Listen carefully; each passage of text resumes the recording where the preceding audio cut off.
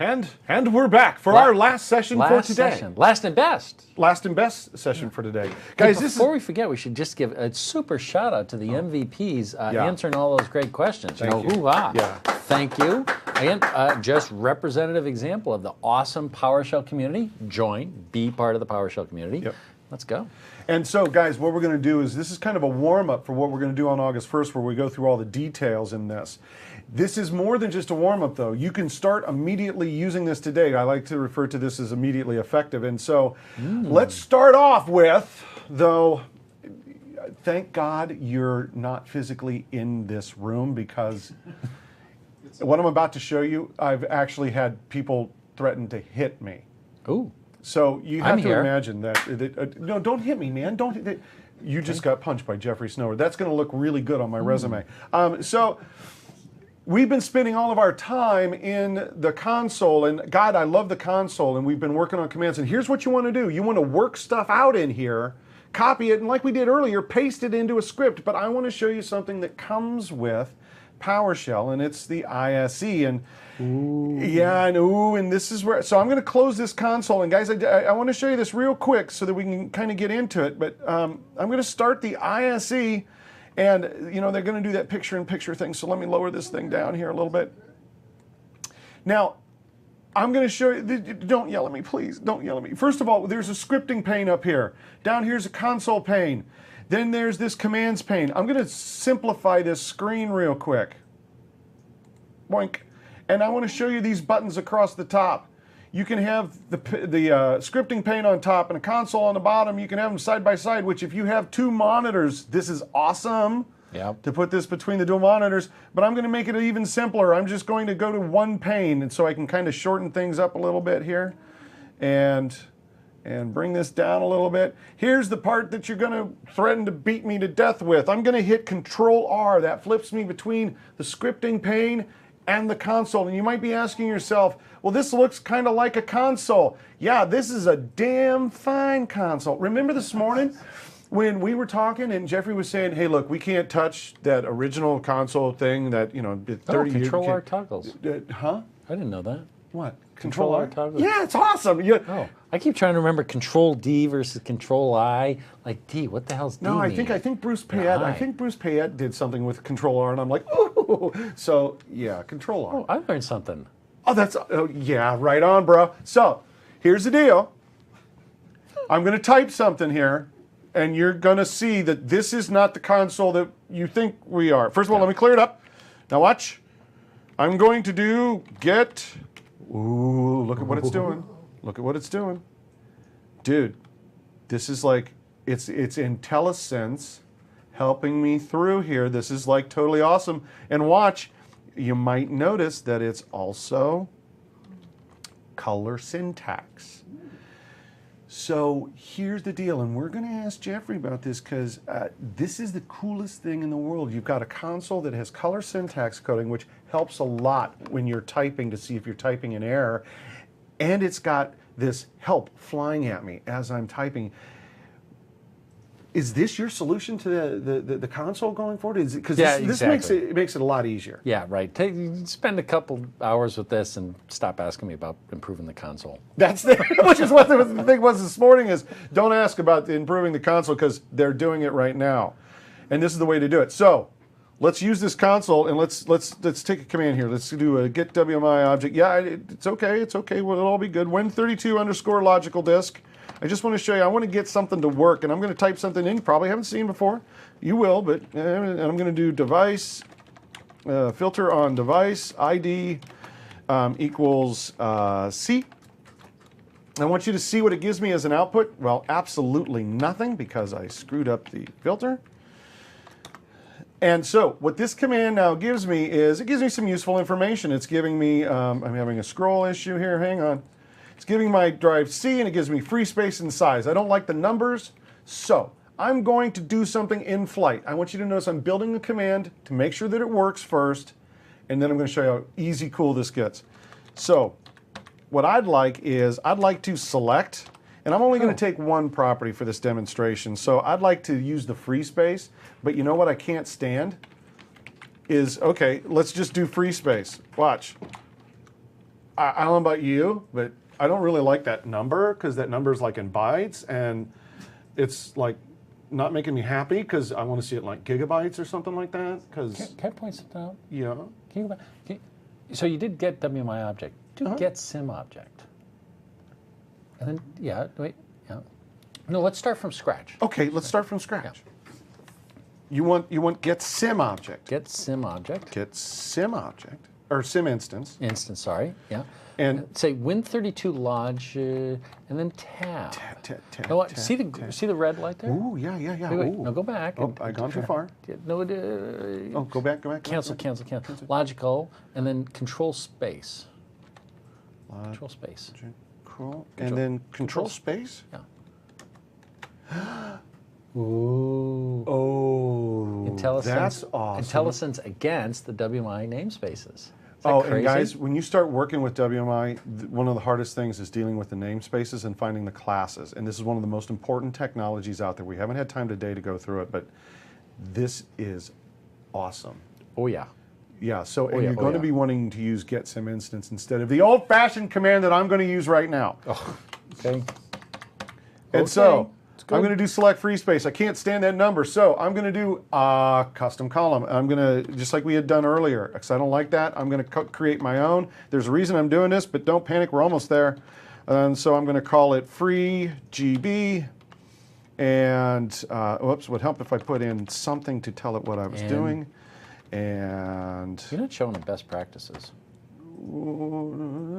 Hit cancel. Hit cancel up to the pipeline. Now hit carriage turn. oh well, but it, it doesn't do that in the ISE. It does it only in the console. I know what you. So here's what Jeffrey is saying, and I'll show it to you in there, in here. So because I want you to see this, because you guys, this will actually be really interesting. I want you to see that. Watch. So I'm doing this long line here. Get WMI object Win32 underscore logical disk filter, and device ID equals C colon. And guys, here's the thing: is that I want to. That's great and that's fine. That's dandy, but I'm going to start typing this long command that's going to be wrapping around. A really great way to work at the console is to realize that there are certain things that automatically give us line continuation, the pipeline being one of them. Watch what happens here when I strike enter after the pipeline. See these things? This means, I'm not sure, but it means we get it. You're still on the same line. Just keep typing. So from here, I can do my select. It becomes easier to read and it's easier to edit when you're doing stuff in real time. Select, and I'll do my at n equals free GB. And whoops, it's late in the day. XE equals and I'm going to take the current object across the pipeline. I'm going to grab its free space, and I want to see it in gigabytes. So I'm going to divide it by 1 GB. We have these built-in things to help us with math because I'm not good at math, so these help me with math. And so the number looks, strike enter on this line, number looks better, but I'd like it all rounded up, so I'm just going to do this as an integer real quick. Now, I'm going to do it as an integer real quick, but it's going to yell at me because I didn't run both lines.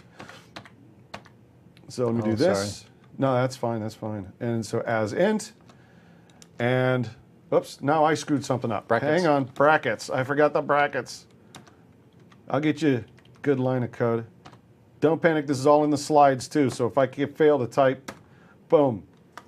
So I've got a nice line now. I've got something that's giving me information that I want. It's pretty cool, got it all worked out. What I'm gonna do is cut and paste. Now from here, you know, cut and paste is kind of hard to do, but if you did this over here, cut and paste is really easy to do because, you know, what's funny is they figured out how to use things like, oh, let's see, and this old technology called Control-C, Control-V. So I'm going to say Control-C. I'm going to hit Control-R to flip the screens. I'm going to Control-V. Oh, yeah, baby. Now I've got my line. Now we're going to start having some fun because we're going to save this as a script right now. File, save as. We'll save it here in my scripts folder. We're going to save it as, well, we did I love you. Let's do this as, let's just call it diskinfo.ps1. And I can run it from right here. If I run it, boom, shows me a result. It helps if I clear the screen and everything else I typed, but I can run it, boink, and it shows me the results. I'm going to hit Control R. Everything's good. Now we want to start adding stuff to this. So let's make this a little better. First of all, you know, this is a nice script and all this, but if I give it to somebody else, all it's doing right now is getting information off the C drive on the local machine. That's not cool. I want it to be able to get it from whatever computer I want it to get it from. Now I could sit here and hard code this. Dude, you didn't spell the computer name right. I'm not spelling anything right. Computer Mammy. Mammy. Name. Localhost. And this will work, but yeah, go ahead and save it. That's fine, but here's the problem. If I give this to a friend, what are they going to have to do? They're going to have to go in here and edit my script, and I don't want people editing my script. What could possibly go wrong? So, especially if you digitally signed it. Especially if I digitally signed it. So what I'm going to do is let's do a simple concept. Let's make a variable up here called $computer name. And let's set it right now equal to localhost, just to have some value in there. And instead of, we'll put the variable in here. Now, this is kind of common to a lot of other scripting languages where what you would do is you'd put your variables up here so you'd make it easier for somebody to edit your script. I still don't like this whole editing my script thing, but I want you to see that this still works, right? All I'm doing is putting it into $computer name, still prints it out, everything's cool. You know, let me show you how to test a script properly from the console, because I'm about to blow your mind. Something that these guys have done is awesome. So let's run the script from the console. Since a lot of scripts get run from the console, I actually like to test them from there. Yep, CD scripts. And so we called this disk info. Run it. We're good. Happy, happy. Happy, happy, but you know what? I've been learning PowerShell, and as an administrator, this isn't exactly what I expect. I don't want to go in and edit computer name. No, when we have commandlets and stuff, we get parameters that we can adjust. So, you know what would be really cool, I think? I think it'd be really cool if there's this special keyword called param.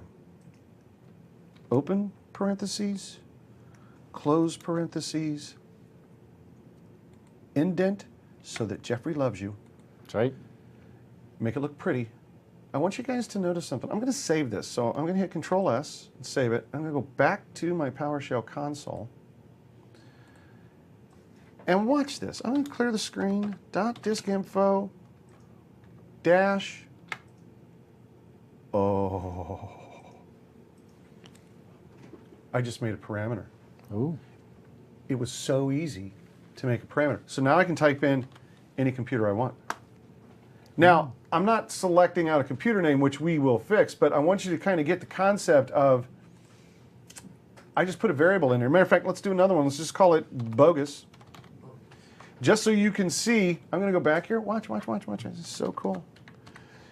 Let's do it. Ooh. I'm making parameters on the fly for whatever I need. This is becoming what's called a parameterized script. And what you're getting is it's starting to kind of smell, look, and feel more like a commandlet, and it's making my life a little bit easier. I'm liking this. So let's try this. There's another thing that would be really nice is if for an instance at least, get help.diskinfo. Yep. Look at what PowerShell's doing. PowerShell is starting to build that syntax for me. But computer name, it says it's an object. No, let me go in here and you can strongly type what the variables are. We haven't talked much about that, but I want this to be a string. So when I go out here and do this again, notice it's now making it a string. And I want you to notice that between the chihuahuas, it says string. It doesn't say that it can take multiple objects. We don't have any of the binkies in there. So here's how we put binkies in there. Ooh. And I'm starting to actually get syntax now built on these parameters. And the only thing I've had to do so far is add one keyword different from what I'm used to, and this one called param. But wait, there's more. Oh, wait, it's better. We're going to turn something on so that you can use parameter attributes. Yeah. So let's do commandlet binding. This turns on something called parameter attributes. And here's the thing. I don't really want to have local host in here. What I want to do, what do you want me to do? What? Just hit save. Just hit save, yeah. And now do get help. Okay, oh, I see what you, okay, now. What? He added one line of code. One line? One line of code, and watch what happens. What? Well, that wasn't Did you very. save it? Did I save it? I think I saved it. Oh, well, we got common parameters, so yeah, it did it. Okay. We just need to do the, so we got common parameters. So this is actually making the syntax full. Watch. So commandlet binding will let us use something called parameter attributes, things like making things mandatory. Let me show you an example. I'm going to get rid of this default. And I'm going to go in here and I'm going to say parameter, I got to spell this right, mandatory equals true, and I think I got the syntax correct. Now I want to point out that this is a parameter attribute. I'm going to say mandatory is true. It only affects the next parameter after it. It's not going to affect bogus. So watch. Look at what happens to the syntax on this. Notice up here, I had the brackets around it. Now look, there's no brackets around that. This is going to become mandatory. So watch as I start to try to run this. I'm going to do disk info. I'm going to run it. Oh, you got to give me a computer name, man. So it's mandatory now, DC.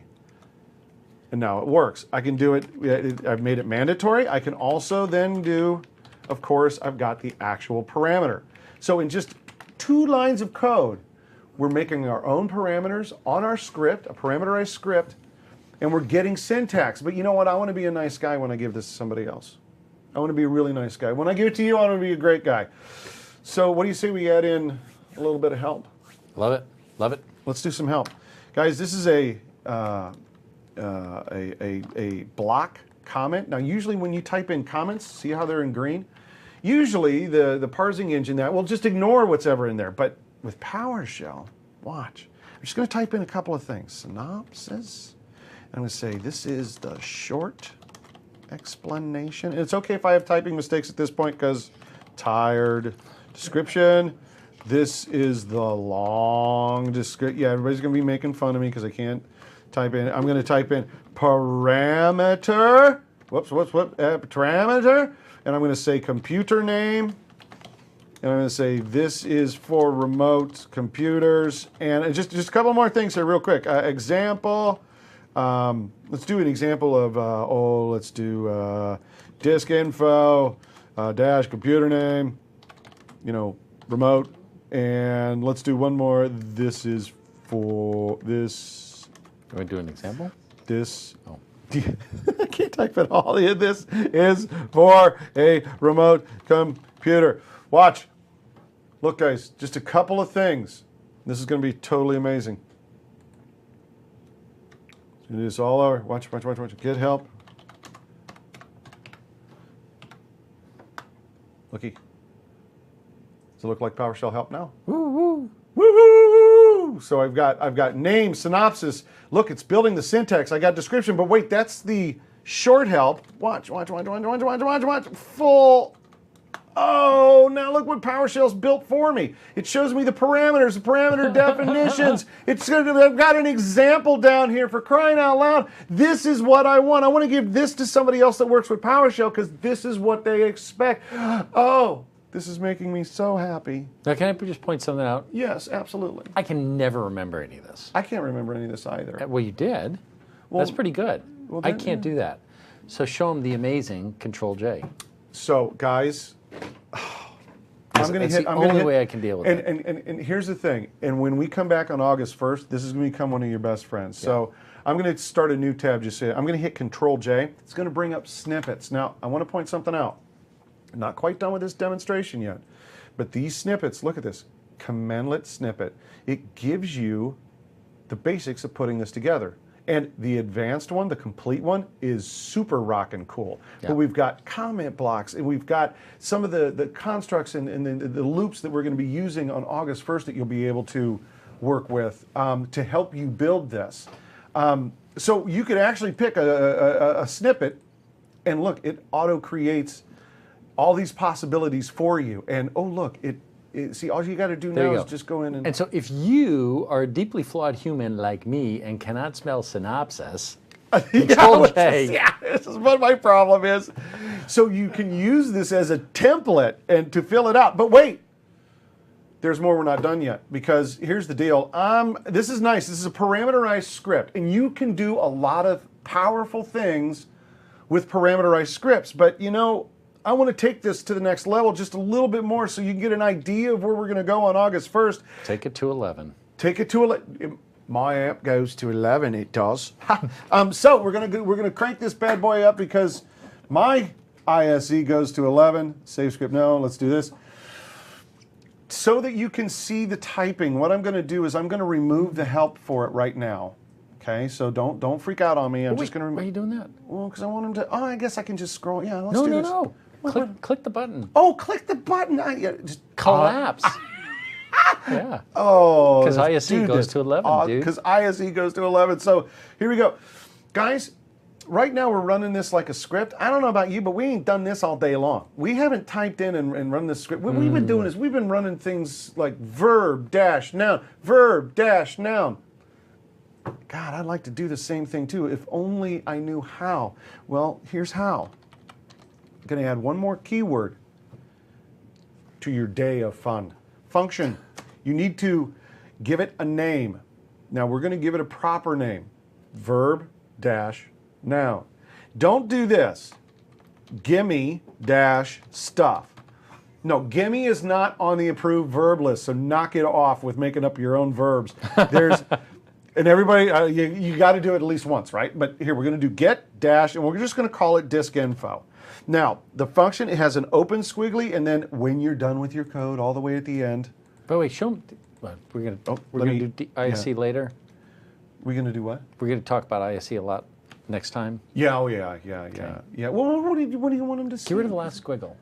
The last squiggle? Yeah, get rid of that. Get rid of the last squiggle. Yeah. Okay, see the first squiggle? See that squiggle? See the red? Oh, yeah.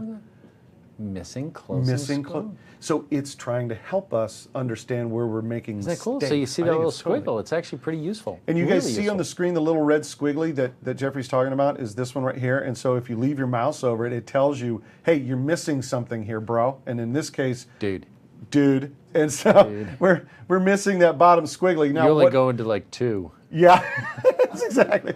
So I'm going to indent this so that it's easier to read. So you can see that I have a function. Now, don't do what I'm about to do, because this is just, I'm going to show you something much cooler than this. I'm going to save this. And I want to show you, here's one of the interesting things. I'd like to run that script and then use that function. Well, here's the challenging thing. Watch, if I run disk info and I hit enter, what happens when you run a script is the script runs, it executes, and then everything is discarded out of memory. This is a good thing. But here's the problem. I just ran a script and it has a function called getDiskInfo. So what happened is the script just ran, it just made this function up in memory for me, and when the script ended, it just killed it. So there is no getDiskInfo. No, not so much. I'm going to show you a unique way to do this. Now this is a great way for testing, but I got a better solution for you. Dot space. Ooh, dot showing them the backslash. dot. I know. I love it. No, it's awesome. This retains the stuff in your script in memory. So watch, I'm going to run That's it. not the right explanation. Okay, but well, then you tell them. Okay, so here's the way it works. So what happens is there's a stack, right? And so what happens is when you run something in general, you create a new stack and you put all your variables in that stack. And then when you do an exit or a return, that stack goes away and they all get cleared up. When you dot something, what happens is it doesn't create a new stack. It runs it in the current stack. So any new variables or anything that gets created, they get created here. When you exit, you just exit, but they stick around. But they stick around. Yeah. So it's called dot sourcing. You Unix guys will like cotton right onto this. This is dot sourcing. But isn't that what I said? Only not nearly as well as you said it. Okay. Okay, so watch, get disk. Watch, I'm going to hit tab completion at this point. Get disk image, get disk. Hey, tab completion. Looks like a commandlet. Looky. Computer name DC. Oh, we are rock and roll. Okay. I don't like having to do this dot source stuff. Boy, did you when you hit that commandlet? Wait, do it again. Do it again. Up arrow. Up arrow. Dash. O. Tab. Ooh. Out variable. Out variable. So let's A. What do you want to call it? A? Hey, everything's A.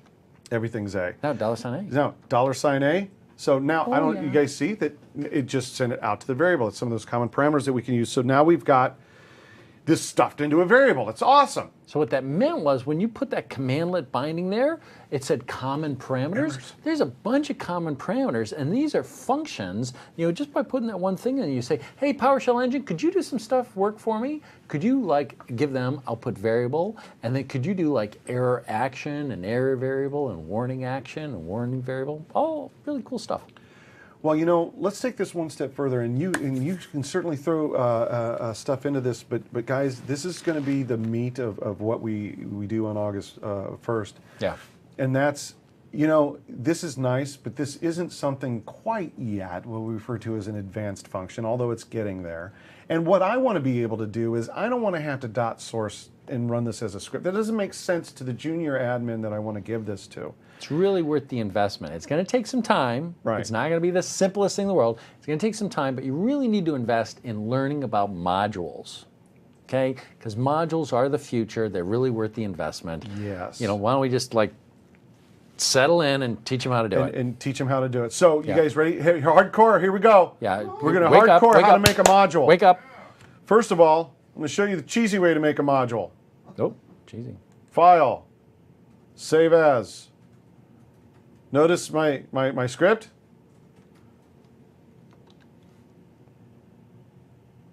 That's it. That's it. That's it. That's how you make a module. PSM1. Watch. You can now go to sleep. Yeah, you can watch. Now look, because it's not in the special place that we're going to talk about, I'm going to have to manually import this module, and this module is called PSM1. So this is kind of like the old V2 way we'd always have to work with modules. But watch. Do it again. What do you want to do? Then slash force slash verbose. You want to do -force. That does it. Force. Force. The other force. The other force. And then -verbose. Verbose. And this just shows you verbose. Yeah. See? Removing one and import. Oh, I love that. I love that. So yeah, it's importing the get disk info. And this is actually when you especially on August 1st when we're working with you have to reload modules. You have to do this is actually very useful to have around. So I've got a module that's imported now. I can just do get disk info, but this is still not exactly the way that I want it, because I don't want to have to say here's this thing. I made you this pretty module. It's a PSM1 file, and you're going to have to import it every time you want to use anything in it. That just doesn't make sense. Dude, so, how hard was that? It was easy. I know it was easy, but you guys have magical locations. Oh, there is the magic. Yes. Yeah. So you're going to let them in on the secrets. Well, I don't know. I see. Yes. Can I have cat env? Is it PS module path that shows us all the magic? So there are two paths here. These are the magic locations right now, as far as we're going to talk about them, the magic locations.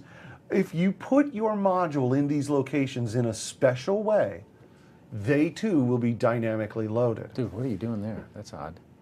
What? I never do it that way. What are you going to do? Show it my way. Okay, we'll do it your way. Can you switch me? So what I do is let's make this bigger. I do $. Okay, and that looks the same, but check this out. Because we need to do $, you can do split. Let's do it your way, yeah. And then you break it out. There you can read it. Yeah, let's do it that way. Let's do it switch as back to him. Split. Oops, so I can't spell split. I can spell spit, apparently. And what are we're doing on what, the semicolon? Yeah. There's quotes. Quotes. Ah. Oh, Yeah, now we see? can read the two paths. This Yeah, makes a lot. much better. So here's the first path that I want you guys to take notice of. This is the path, and I'm going to show this to you graphically for a second, just so you can kind of see this. I'm going to go out. This is where PowerShell gets installed, Windows System 32. And there's a reason I'm showing it graphically. Sometimes this makes more sense. And so I'm going to go out where it says Windows PowerShell. And you'll see this folder called Modules. You see all these modules? These are modules. Here's the thing. Don't put yours here. Yeah. This is not for you. A lot of guys will say, oh, just put it in there because I know where it is, all that kind of stuff. No, don't put your stuff there. This is the special place for Microsoft. You have your own special place, and that is this one. Your account, Documents, Windows, PowerShell modules, but this doesn't exist. Let me show you. Let me show you graphically. Sometimes this makes a little bit more sense. So I'm going to go out here to Users, and I'll go out to Student Company is my account, and it's my documents through here.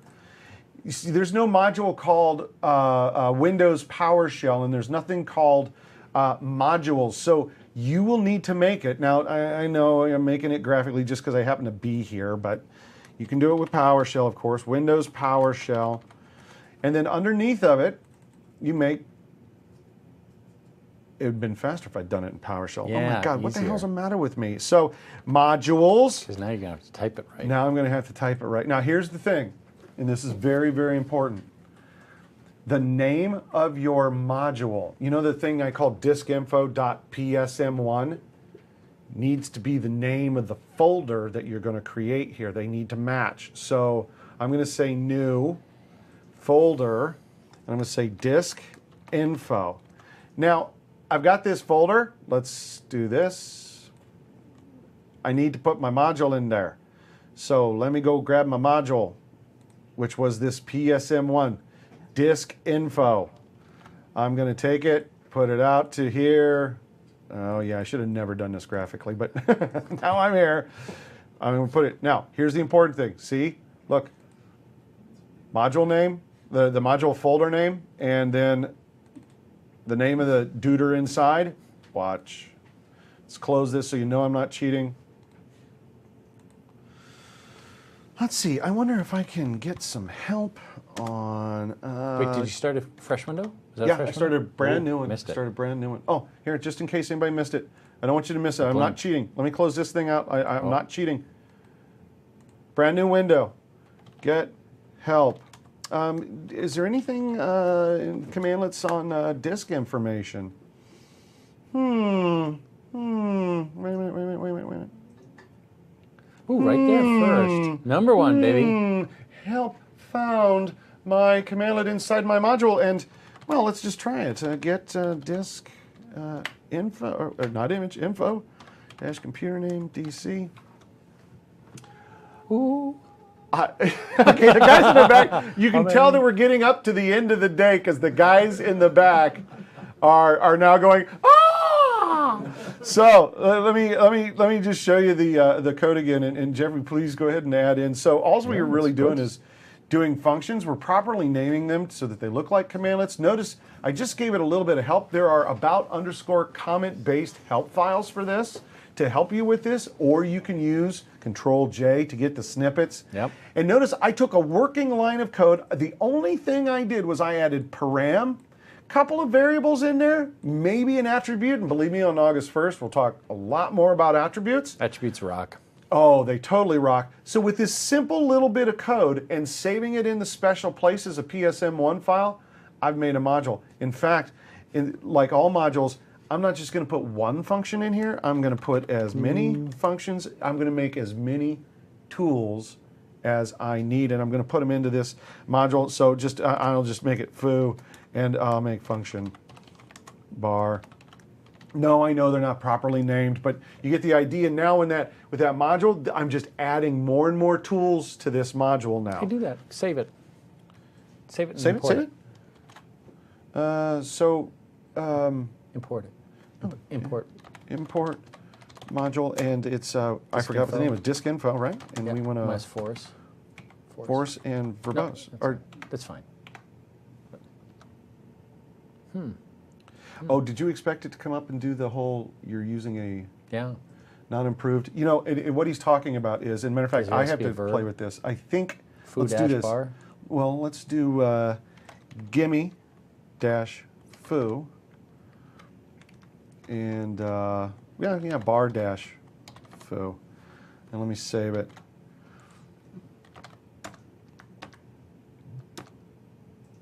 Oh, you know, it's the force. That's the problem. Oh, it's the force that's doing it. So remove it. Remove it. So remove module. Remove module. By the way, so force basically says, you're telling us we know what you're doing. Ignore all the errors. Just do what I told you to do. Dang it. So what happens if you don't type force? And this is actually disk info. Oh, dude, I don't know why it's not saying it.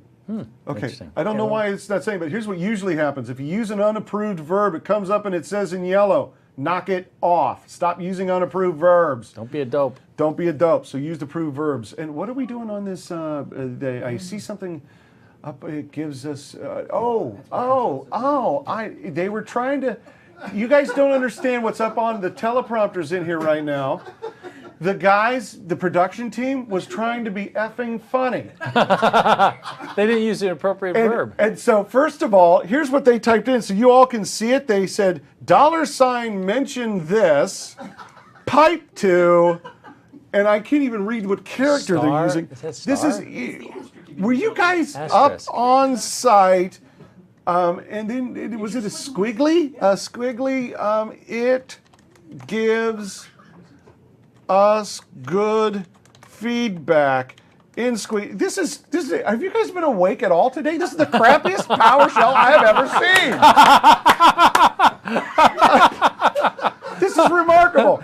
We've been busting our bums all day long, and you type this in? Please, one of the MVPs in the forums, somebody, you don't even have to be an MVP, you take this and show them how it really should be done in the Cliff Note version. Yeah, but the are you point guys good at AV? I thought we had a Goodwill Hunting moment there. Not so much. Yeah, So, good I at guess- AV? That's good. Yeah, Keep you doing got that. stay in AV. Keep doing that. What I think they're trying to say is that there's a poll up. Am I correct? There's a poll up, and it's a real important poll. So make sure you do the poll up on the site because the feedback for this session is very important. As a matter of fact, we're starting to get kind of towards the end of what we've done for the day. But your feedback on the session is very important.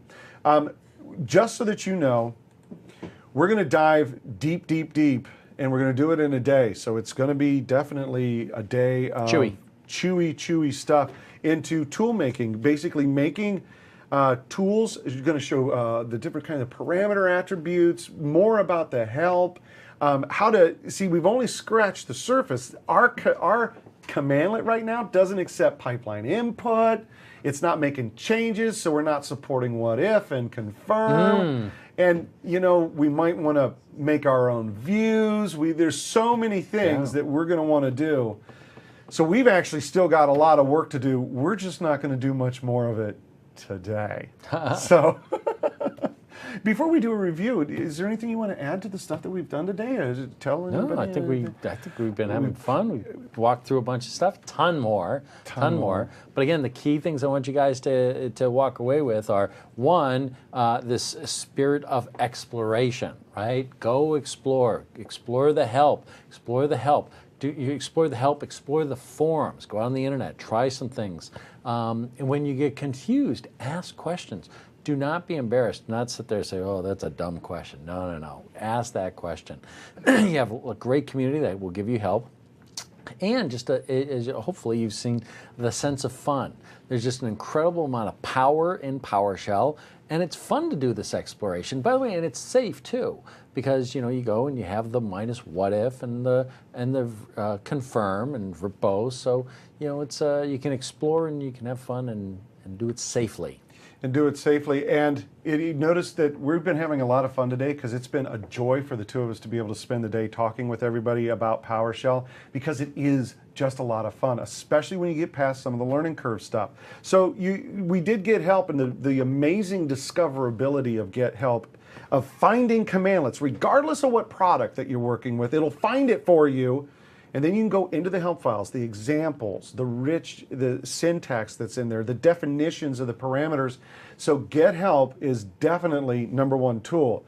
Something you definitely want to get good at, though, is that middle piece we did just after the meal break of understanding the pipeline and how the pipeline works. Because if you can't figure out how to get two commandlets to work together, you're just not going to have a lot of fun. That's so very important. So remember, Don Jones has a great book on Learn Windows PowerShell in a Month of Lunches. It's chapter 9. I know it sounds like I'm trying to sell a book. I just want you to have more resource information on working through that. And go out to the forums on PowerShell.org and ask about that. Also, the thing that really changes, and I have to say, understanding the pipeline, that made a huge difference for me. When V2 shipped and remoting, that's what changed administration for me, and it's changed it forever. The remoting, being able to hit multiple machines, being able to do multiple things at once, being able to put those into scripts. Has really made a huge difference. So that's the stuff everybody, PowerShell's running all of our websites, all of our big internet sites, and that's why. Because I got a gazillion of these things, how am I going to do things? How am I going to do things? And I think you guys have seen today a great example that PowerShell, you can learn it. You've learned a lot of it today. And oh, you know what I didn't tell them about? What did you tell them? Our sacred vow. The sacred vow. So here's the sacred vow, the whole story behind the sacred vow. The sacred vow is basically the story that says, hey, you're IT pros, your hair's on fire. The last thing in the world, we know, the last thing in the world you want to do is take your time to go learn a new tool. And yet here I am, and I'm sitting here asking you to learn this new tool. And why? And the answer is because it's going to help you. And there's a set of things that you have to learn. You have to learn the verbs, you have to learn the syntax, you have to learn the pipeline, and you have to learn how to do things, how to explore, etc. But my sacred vow to you is that if you learn those things, I am going to do everything in my power to reuse those words, those concepts, those techniques over and over and over and over again, so that your investment in learning is the best payback, the best investment you ever made. Now let me get concrete about what that means. When we decided, hey, we need to support workflow, the original design for workflow was this very unusual thing. Oh, you got some weird syntax for workflow steps and workflow sequences and all that. I said, guys, whack, you forgot our sacred vow. Our sacred vow is they've already learned PowerShell. Use that over and over and over again. So now when we teach you about workflow, what you're going to see is you just type, instead of function, foo, you type workflow, foo. And then you write PowerShell. And the difference is that now it looks just like PowerShell, except it's got very different semantics. It isn't run by the traditional PowerShell engine. We take that PowerShell syntax and we transcode it into a Windows workflow object graph, and we give it to the Windows workflow engine to execute, its execution engine. But your experience looks just like PowerShell, even though underneath the covers, it's very, very different. Why? Because of our sacred vow. You learn this stuff, and we're going to do it over and over and over again. Use those techniques over and over and over again. You learn how to manage Exchange, you're going to be able to manage Link. Having learned those two things, you're going to be able to learn how to manage Azure and SQL and all that, because of the sacred vow. And we take that super serious. And I have to say, it's a great honor to sit here next to Jeffrey Snower, and it's been a great honor to be able to talk with members of the PowerShell team, because guys, you got to realize that sacred vow, they've stuck to it. They've stuck to it over several, the last 5-6 years that I've been doing this. There's one guarantee that I've always had, and that's, if I'm going to take the investment to learn this, they're not going to screw me on the back end by suddenly ripping everything out, replacing it, and totally changing everything. Nope. I'm going to get commandlets. I'm going to get parameters. I've got a scripting environment that makes sense, that's stable, that's being moved forward. It's always going to be improved, but I know exactly what to expect. And I know what to expect when I go to Active Directory, to manage Exchange, to manage whatever. It's the same. And that experience makes this initial investment a little painful at first, but it will pay off, and it'll pay off for years and years and years. And you've heard it from the architect. They are so totally committed to that. So, a little bit of information of how you get some more information. So let me just, we're going to leave your guys' mistake up on there. Very embarrassing thing that you did. And I want to just put up A couple of things for y'all. First of all, you know that at the MVA, where you're at, or MVA stuff, we're going to have another presentation. This is going to be on scripting and tool making. Now, it's on August 1st, but if you're watching this as a video, look for the next title, Scripting and Tool Making. So we're going to do that. It's going to be awesome. It's going to be totally awesome. A couple of other things. If you have a question, please, don't. The only mistake you're going to make if you have a question is not ask it. So there are a couple of places you can go to get an answer. Of course, PowerShell.org. I think I've said that like 15 times a day, but trust me, the community, nobody gets paid for this. We're doing it because we actually care and we want to help. Go ask a question, you'll get an answer. We've all been through this. I also want to give you something else, something that's kind of uncommon. I bet you guys do this, but every time I talk to a group of IT pros, something happens that's kind of bizarre. I'll ask this question to a bunch of IT pros. How many of you use Twitter? And everybody will go like this. That's not the correct answer. Knock it off. So I'm not saying I'm not saying set up Twitter and start tweeting us what you had for lunch. Matter of fact, don't do that, please. But you need to get a Twitter account, even if you just want to lurk, because where you're going to find the things that are going on is at a Twitter hashtag called #PowerShell. That's where you're going to hear him, you're going to hear the MVPs, and I'm not saying that they're just talking about, here's a cool command. No, you're going to see pointers to, here's how I solved this exchange problem, here's how I solved this SCVMM issue, here's how I built this. This is where the latest and greatest information is happening, so get on Twitter, and while you're out there on Twitter following the PowerShell stuff, there's always @JSnover. That's him. See, you can show them how to. Do they know how to use Twitter? Show them how to use. Bring up IE. You want me to bring up the Tweetar? The Tweetar. Yeah. Oh well, no, I'm just the Tweetar, and Twitter. I don't know if I can use it this way. Go ahead. You're gonna have to help me because this is actually. How hard can it be? Well, I have to sign in. Don't you know how to do that? Well, okay. You want me to sign in? Yeah. Really? Yeah. Okay. Don't laugh at my sign in.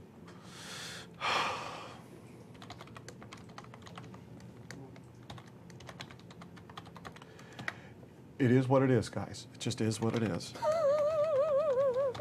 Oops, I think I did the password wrong. Let me. Oh, wait a minute. I'm signing into my Twitter. You're going to see all the stuff that I follow. No, just. Oh, wait a minute. Oh, for crying out loud. Why won't it let me in? Oh, wait a minute. How hard can it be?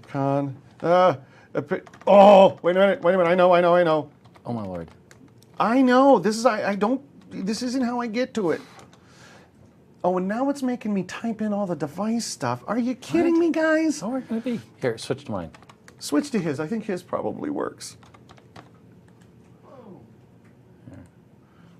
Oh, there you go. But did you finally get it? No, we're looking at yours. See, there's mine. There's. Let's see. Let me see if I can finally get in. KS. What is that? A W? I hate these things. E. You're missing B A. What am I missing? Last had a turkey sandwich for lunch. Never mind. That's. I can't get signed into Twitter's mine. awesome. So Yeah. Twitter's awesome. So you're gonna want to follow. So here's the thing. Even if you can't get a hold of Twitter, like obviously can't even use Twitter, but can use PowerShell. So clearly, Did you guys see the PowerShell problem I is had far with the internet easier. today? And he had to teach me. Was it the host file?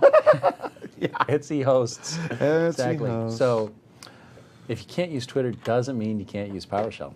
That's right. So use PowerShell. So, ladies and gentlemen, on behalf of the folks at MVA and of myself, I'd like to thank you for attending this full day session. And Yeah. I would really, sir, like to thank you for spending the entire day. It's been such a great fun. It's been a blast. I had a great time with you, and I had a great time with you. don't you guys forget? Remember, fill out those polls. We really do. Microsoft really pays attention to that stuff. I know everywhere you go, they're like, "Oh yeah, fill out the poll." No. We pay attention to that stuff. If I get a bad mark, they'll fire me. So please. Just saying. Well, Fill out the poll. It's been a true honor to be able to. Yeah, exactly. It's been a true honor to have the actual architect, distinguished engineer Jeffrey Snover, to be able to sit down and talk with us about PowerShell. God knows I've learned a lot, and now I have to go and study because now I've learned more and I have to study. Thank you, sir. This has been wonderful. Thanks a lot. Great. Thanks a lot, guys, and thanks for joining us. We're going to see you at the next one, Scripting and Tool Making.